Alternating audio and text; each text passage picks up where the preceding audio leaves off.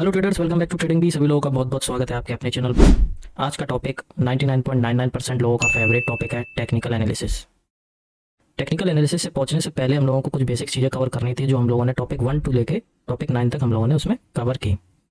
देखिए, मैं आपको एक चीज़ क्लियर बता देना चाहता हूँ वीडियो को शुरू करने से पहले। अगर आपने शेयर मार्केट कोरोना के बाद स्टार्ट किया है, तो चांसेस हैं कि आपको ये लगता होगा कि सिर्फ टेक्निकल एनालिसिस से ही प्रॉफिट बनाया जा सकता है। ऐसा बिल्कुल नहीं होता है। आपको अपने इमोशंस के ऊपर भी कंट्रोल करना चाहिए। इसलिए टेक्निकल एनालिसिस को आप सेकंड में रखना, सबसे ऊपर आप अपने आप को रखो, अपने इमोशंस को रखो। शुरू करते हैं वीडियो को। देखो, ये जितनी भी कोई भी वीडियो हो, उसकी सारी लिंक्स मैं डिस्क्रिप्शन में दे दूंगा। अगर मुझे लगेगा कि कोई भी लिंक आपके मतलब की है, तो आप डिस्क्रिप्शन में एक बार ज़रूर देखना। टेलीग्राम से लेके आपको इंस्टाग्राम तक सब मिल जाएगा उसमें। और कोशिश करता हूँ मैं किसी पे भी कंटेंट रिपीट ना करूँ। टेलीग्राम में हो सकता है मैंने कुछ और शेयर कर रखा होगा, इंस्टाग्राम में मैं मोस्टली अपना प्रॉफिट और पोर्टफोलियो शेयर करता हूँ। वीडियो को देखो, शुरू करते हैं। टेक्निकल एनालिसिस होता क्या है, आप एक बिल्कुल आसान भाषा से समझो। हमारे घर में कोई ना कोई एक सदस्य ऐसा होता है जिसको खाना बहुत अच्छे से बनाना आता है। ज़्यादातर केस में मम्मी लोग खाना अच्छा बनाती हैं। होता क्या है, किचन में कई सारे मसाले हैं। ठीक है, गरम मसाला है, किचन मसाला है जिसको हम लोग किचन किंग बोलते हैं, हल्दी है, ज़ीरा है। ठीक है, आप सोच रहे हो कि टेक्निकल एनालिसिस में ये क्या सिखा रहा हूँ, लेकिन ये बहुत सही चीज़ है आपको टेक्निकल एनालिसिस की एक थ्योरी को पकड़ने के लिए। और किसी किसी चीज़ में हम लोग कर्ड को भी यूज़ करते हैं, और कभी कभार हम लोग मिल्क क्रीम भी यूज़ करते हैं। ठीक है, अब अगर ये सारी चीज़ें किचन में हमेशा रहती हैं, तो मम्मी के ही हाथ का खाना क्यों अच्छा लगता है। अगर आपके पास भी ये सारी चीज़ें किचन में उपलब्ध हैं, अवेलेबल हैं, तो आप इनका यूज़ करो और मम्मी से अच्छा आप फूड कुक करके दिखाओ।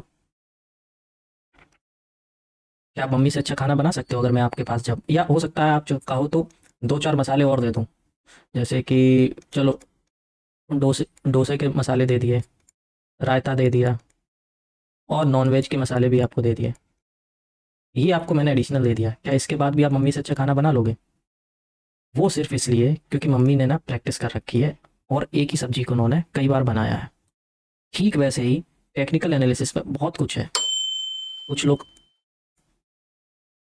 टाइम फ्रेम को देखते हैं, कुछ लोग कैंडल को देखते हैं, कुछ लोग पैटर्न को देखते हैं जो कई कैंडल से बनता है, कुछ लोग सिर्फ़ और सिर्फ़ क्या कहते हैं, ऑप्शन चेन को देखते हैं, कुछ लोग सपोर्ट और रेजिस्टेंस को देखते हैं। वहीं पे कुछ लोग क्या कहते हैं, साइकोलॉजिकल जो सपोर्ट होता है, साइकोलॉजिकल लेवल, ठीक है, कुछ लोग उसको देखते हैं, 200, 300, 1000, 20,000, इस टाइप के लेवल, राउंड फिगर टाइप। तो ये भी टेक्निकल एनालिसिस के मसाले हैं। अगर आप अपनी मम्मी की तरह इन सब पर बार बार प्रैक्टिस नहीं करोगे, तो आप किसी भी एक टेक्निकल एनालिसिस में एक्सपर्ट नहीं बन पाओगे। आपकी मम्मी मोस्टली सारी सब्जियां अच्छी बना लेती हैं, वो इसलिए क्योंकि उन्होंने कई सब्जियों को कई बार बनाया है। आपके पास इतना टाइम नहीं है कि आप कई सब्जियों की तरह कई सारे सेटअप ढूंढें। ठीक है, सेटअप किसी के पास एक होता है, किसी के पास 10 सेटअप होते हैं, कोई एक सेटअप पे ही काम करता है। तो वो सेटअप क्या है, ये रेसिपी है किचन की। ये टेक्निकल एनालिसिस की किचन की रेसिपी है। अब आपको अगर खाना स्वादिष्ट बनाना है, तो आपको मम्मी से अच्छा अगर बनाना है, तो कई बार आपको बनाना पड़ेगा। अगर मैं आपसे कहूँ कि कुछ नहीं, सिर्फ इडली सांभर बना लो, तो इडली सांभर हो सकता है फर्स्ट टाइम में आपसे कम अच्छी बने। ठीक है, फिर थोड़ी सी और अच्छी हो, फिर और अच्छी हो, फिर और अच्छी हो। तो इडली सांभर पे आपको प्रैक्टिस करनी पड़ेगी, और इडली सांभर के जो मसाले होंगे आपको वो यूज़ करने आने चाहिए। इडली सांभर में आप शुगर तो यूज़ करोगे नहीं, या इडली सांभर में आप टी यूज़ करोगे, चाय पत्ती, वो भी यूज़ नहीं करोगे। ठीक वैसे ही टेक्निकल एनालिसिस में हर सेटअप पर हर इंडिकेटर काम नहीं करता। हर कैंडल्स के चार्ट पैटर्न पे हर बार सपोर्ट रेजिस्टेंस काम नहीं करता। तो इसका मतलब ये नहीं कि आपकी सांभर खराब हो गई। अगर एक दो बार आपने बनाई और वो टेस्टी नहीं बनी, तो वो आपकी सांभर खराब हो गई, ये नहीं। इसका मतलब ये है कि अभी आपको और प्रैक्टिस करनी है, और सेटअप को ढूंढना है। अगर टेक्निकल एनालिसिस में बोलूँ, तो यहाँ पे देख लो, लिख लो कि आई किचन, यहाँ पे हो गया टेक्निकल एनालिसिस। ठीक है, किचन में क्या है, RECE, रेसिपीज, स्पेलिंग मिस्टेक हो तो मुझे माफ़ करना। रेसिपीज हो गई, और यहाँ पे टेक्निकल पे क्या है अपने पास, सेटअप। कई सारे सेटअप हैं, ठीक है।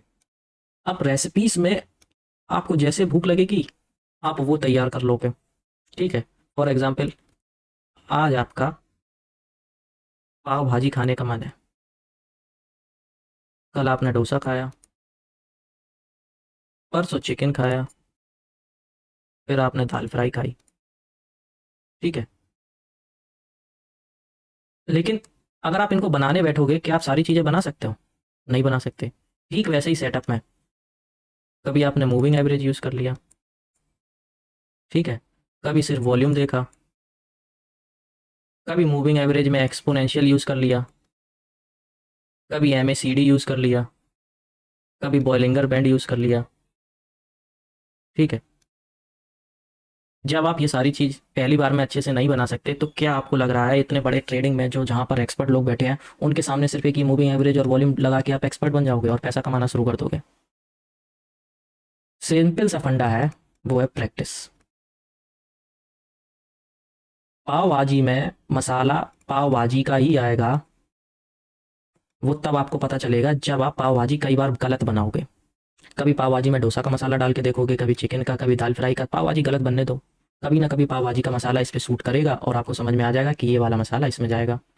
ठीक वैसे ही, इसको मैं थोड़ा सा इरेज कर देता हूँ। ठीक वैसे ही प्रैक्टिस करने पे ज़रूरी नहीं है, अगर आप सीधे ऑप्शंस पे आप प्रैक्टिस कर रहे हो, और मैं बाइंग की बात कर लूँ स्पेशली, तो आपको मूविंग एवरेज पे ही आपको एक ट्रेड अच्छी मिल जाए या उससे प्रॉफिटेबल हो जाए, या हो सकता है वॉल्यूम से 2 ट्रेड मिले। कभी MACD में प्रॉफिटेबल हो जाओ, कभी इसमें हो जाओ। तो सेटअप पर टिके रहना बहुत बड़ी बात है। मेरा जो सेटअप जो मुझे मिला था, वो सेटअप के बारे में मैं आगे वीडियोज़ में बात करूँगा। ये तो पहला ही पार्ट है टेक्निकल एनालिसिस का, हम लोग सिर्फ बेसिक कवर कर रहे हैं। मेरे सेटअप ने मुझे इतना फ्रस्ट्रेट किया था, इतना फ्रस्ट्रेट किया था, मैं आपको क्या बताऊँ, लगातार मेरी 20 ट्रेड लॉस में थी, और मुझे दूसरे सेटअप पर जाने के लिए मजबूर कर दिया था, और मैंने पेपर ट्रेड में दूसरा सेटअप खोजना भी स्टार्ट कर दिया था, और मुझे मिल भी गया था। लेकिन रियल ट्रेड पे जब मैं बैठता था तो वो सेटअप मुझे याद ही नहीं आता था। जब मार्केट खुलता था मुझे वो सेटअप याद ही नहीं आता था, क्योंकि मेरी प्रैक्टिस ही नहीं है। प्रैक्टिस है आपको किचन में जाने की, पाव भाजी बनाने की। किचन के बाहर आओगे तो आपको सब याद आ जाएगा, हाँ डोसा भी बना सकते थे, दाल फ्राई भी बना सकते थे, चिकन भी बना सकते थे। जैसे ही मैंने आपको अकेले किचन में भेजा जाओ कुछ बनाने के लिए, तो आपकी प्रैक्टिस पाव भाजी की थी, आप पाव भाजी बनाने आ गए। ठीक वैसे ही जो आप प्रैक्टिस करोगे मार्केट के टाइम पर, आपके हाथों में वही यूज़ होगा, आपके हाथ वैसे ही चलेंगे। अगर आपको ओवर ट्रेड करनी है तो आपके हाथ वैसे ही चलेंगे, और ओवर ट्रेड की आपकी लत नहीं छूटेगी। अगर आप ओवर ट्रेड छोड़ोगे नहीं तो वो छूटेगी नहीं। सारे लोग मार्केट बंद होने के बाद एक्सपर्ट बन जाते हैं, मैं भी बन जाता हूँ, कोई बड़ी बात नहीं है। लेकिन मार्केट ओपन होने के बाद सारी एनालिसिस कहाँ चली जाती है? वो इसलिए क्योंकि आपने, मैं अगर किचन के एग्जांपल के लिए देखूं, आपने फर्स्ट टाइम किचन को देखा, ठीक है। अगर आप फर्स्ट टाइम किचन में घुसोगे तो पहले तो किचन को ही देखते रहोगे, भाई गैस है, स्टोव है, सीलिंग फैन है, चिमनी है, आप किचन को ही देखते रहोगे, आपको डोसा पाव भाजी कहाँ याद रहेगा? ठीक वैसे ही स्टार्टिंग में मार्केट में आप ओपन करोगे तो मार्केट में आपको प्रॉफिट भी देखने को मिलेगा, और उसके बारे में ही आपके दिमाग में चर्चे रहेंगे कि बस जल्दी से प्रॉफिट कर लो, जल्दी से प्रॉफिट कर लो, जबकि सबको पता है कि मार्केट 6 घंटे खुलता है। तो टेक्निकल एनालिसिस भी यही है, हर चीज़ पे आपको प्रैक्टिस करनी है, आपको एक सेटअप ढूंढना है, इसी को टेक्निकल एनालिसिस बोलते हैं। वो सेटअप मेरे लिए कितना यूज़फुल है वो हो सकता है आपके लिए बिल्कुल भी ना हो, और एक बार जिस व्यक्ति ने सेटअप ढूंढ लिया और उस सेटअप पर कमांड कर ली, एक बार आप सेटअप खोज लो और उस सेटअप पर एक्सपर्टीज कर लो, ठीक है, उस पर एक्सपर्ट हो जाओ। वो है, किसी से किसी का सेटअप पूछना मत, वो आपको सूट कभी नहीं करेगा, ठीक है। लोग बोलते हैं कि मैं एक ट्रिक बता रहा हूँ, मेरे पास सेटअप, आप इतने बजे बाई कर लेना, इतने बजे सेल कर लेना, हाफ आवर पे ये कैंडल देखो, इतना ऐसे लगा लो, वो सब आप ट्राई करना। वो उन्होंने क्यों बताया, आप भी तो ट्राई करो कुछ। तो जब आप खुद से देखोगे तो वही टाइम पीरियड होता है अपना लॉस मेकिंग का, बस। अब फ़र्क इतना है, चाहे आप 10 लॉट का लॉस कर लो, चाहे आप एक लॉट से लॉस कर लो, सेटअप आपको वही देगा, बस लॉट ज़्यादा होंगे तो प्रॉफिट ज़्यादा होगा। ठीक वैसे ही लॉस, लॉट अगर ज़्यादा होंगे तो लॉस भी ज़्यादा होगा।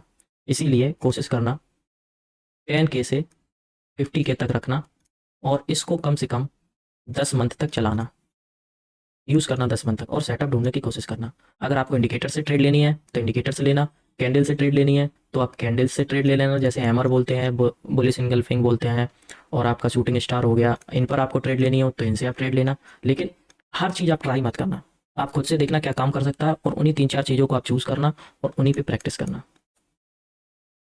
बस इसी को बोलते हैं टेक्निकल एनालिसिस। सब कुछ डिलीट करूँ तो मैं ओवरऑल फिर से एक बार आपको बता दूँ, जैसे किचन में बहुत सारे मसाले होते हैं, वैसे ही टेक्निकल में भी बहुत सारी चीज़ें हैं। इसमें भी बहुत सारी चीज़ें हैं। आपको कॉम्बिनेशन बनाना है और वो कॉम्बिनेशन सूट करना चाहिए किसको? आपके इमोशंस को। जो आपके इमोशंस को कंट्रोल भी करे और कॉम्बिनेशन भी अच्छा हो और उस पे आप प्रैक्टिस कर लो।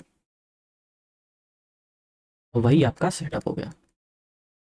अब इसमें आप चाहे मूविंग एवरेज यूज़ करो, चाहे कैंडल्स की पैटर्न यूज़ करो, चाहे सिर्फ ऑप्शन चेन यूज़ करो, जो आपकी इच्छा हो आप वो करो। बस हर चीज़ पे पैसा मत लगाना। देख लेना कौन सा आपके पास सूटेबल ज़्यादा अच्छा है, फिर उसके साथ 2-3 पे ट्राई करना और एक बढ़िया सी अपनी डिश तैयार कर लो और डेली इसी को बनाना, इसी को खाना और इसी को एंजॉय करना। मतलब कि इसी सेटअप को यूज़ करना, इसी में आप लॉस लेना, इसी में प्रॉफिट लेना, ठीक है? और इसी में ही आप नो ट्रेडिंग डे रखना। ये सेटअप नहीं बनेगा तो हम लोग ट्रेड नहीं करेंगे। जिस दिन आप इस स्टेज पर आ जाओगे आप प्रॉफिटेबल हो जाओगे। तो ये थी टेक्निकल एनालिसिस की एक बेसिक जानकारी। अब थोड़ा-सा आगे बढ़ते हैं कि टेक्निकल में जैसे मैंने मसाले बताए थे वैसे अंदर क्या-क्या है। तो देखो पहले हम लोग चलते हैं, सबसे पहली स्लाइड देख लेते हैं कि क्या है। होता क्या ये सारी मैं पीडीएफ शेयर कर दूँगा। टेक्निकल ये जितनी पीडीएफ है मैं हो सकता हूँ व्हाट्सएप पे शेयर कर दूँ या टेलीग्राम पे मैं किसी पे भी शेयर कर दूँगा।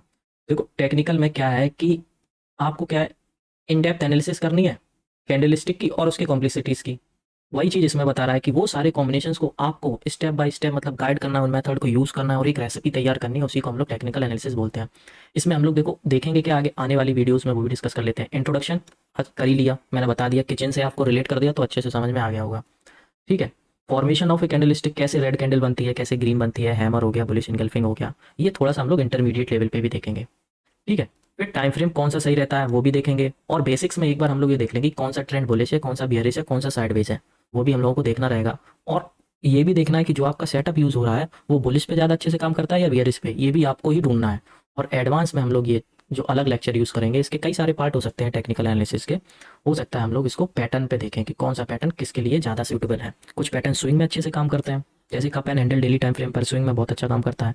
ट्रेंड लाइन का ब्रेकआउट स्विंग ट्रेडिंग के लिए बहुत अच्छा काम करता है। अब वीडियो को थोड़ा सा और आगे बढ़ाते हैं और डिस्कस करते हैं हम लोग आगे।